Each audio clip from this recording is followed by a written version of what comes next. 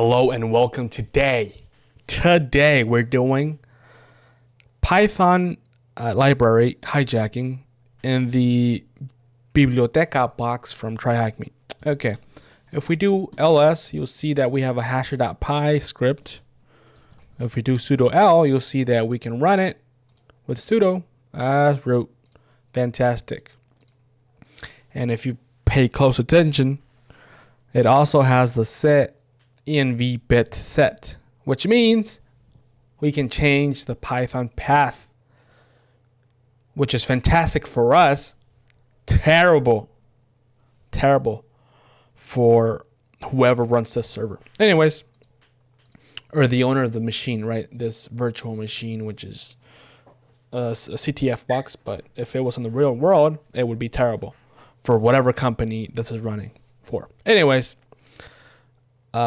so if we run this script, you'll see that it is a little program that hashes your password in 3 different ways: MD5, SHA-256, SHA-1.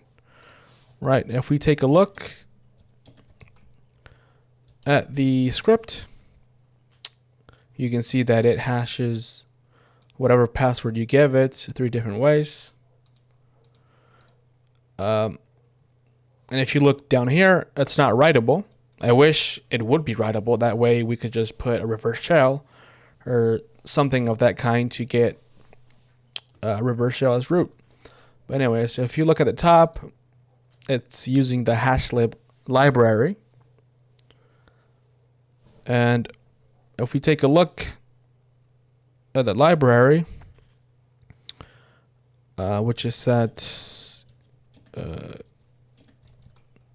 we can do ls la user lib python 3.8 hasher.lib, and as you can see, we only have read access to it. So if we had write access to it, we could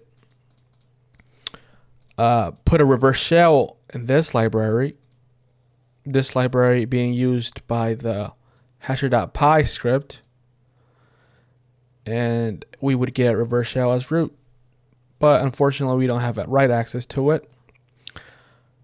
But what we can do is make our own hasherlib.py library, and then tell Python, hey Python, don't look for the hashlib.py library in its default location. Look for it in the location that we give it to, that we give Python, right? Whatever our Python path is set to. And like I said before, we can change our Python path because we have this set env bit on, which allows us to change the Python path.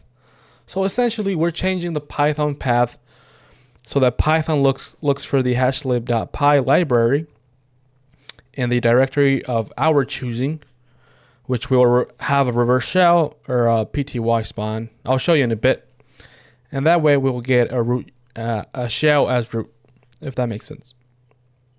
It's pretty much a chain, right, where we hijack the Python library or the hashlib library, put malicious code.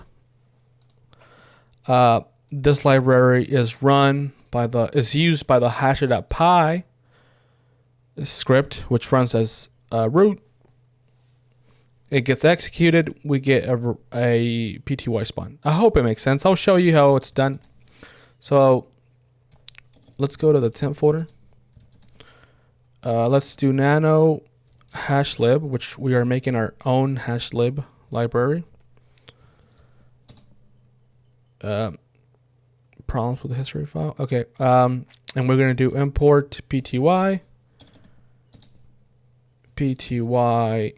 spawn,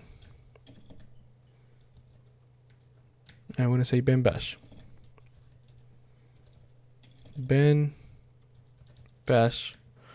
like so. So essentially, it'll just spawn a shell as root. Okay, cool. Did not mean to do that. Oh, did not mean to do that. Okay. Okay, cool. All right, so now we have our hashlib, our own hashlib.py library with this code.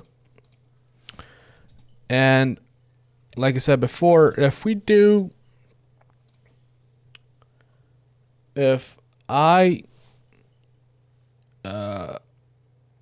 first let's find out what's the default path that's the Python is using right now.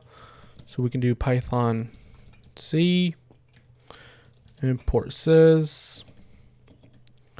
If I can type correctly, print sys path like that. Well, we have to put Python 3 here. And here we go. So when we run a Python script and it looks for the hashlib library, it'll look for this directory first, and then here, and then here, etc. Right? But what if we tell Python, hey Python, look for the hashlib library in the temp folder first?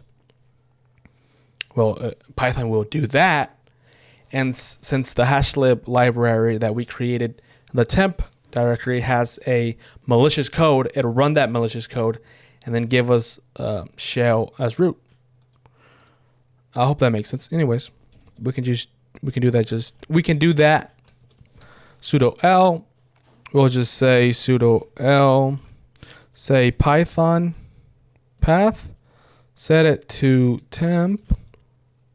And then we can run the program like that. Well, not sudo L, sorry. Sudo like that. Right. And so now we're just setting the Python path to temp. As I show you at the beginning of the video, the hasher.py script is using the hashlib library. And so Python will look for the hashlib library in the temp directory first. And the hashlib library that we created has some malicious code in it. It'll run that code alongside with the hasher.py script, and it'll give us a shell as root, because that is what our malicious code tells Python to do. We do that. And let's see here. Well, if I type what is this? Sudo user zoom command not found. Well, if I do this correctly, maybe it'll work. Like that. As you can see, we get a shell as root. Who am I root? We can just do cd and ls. And here you have the root text. So anyways, the moral of the story.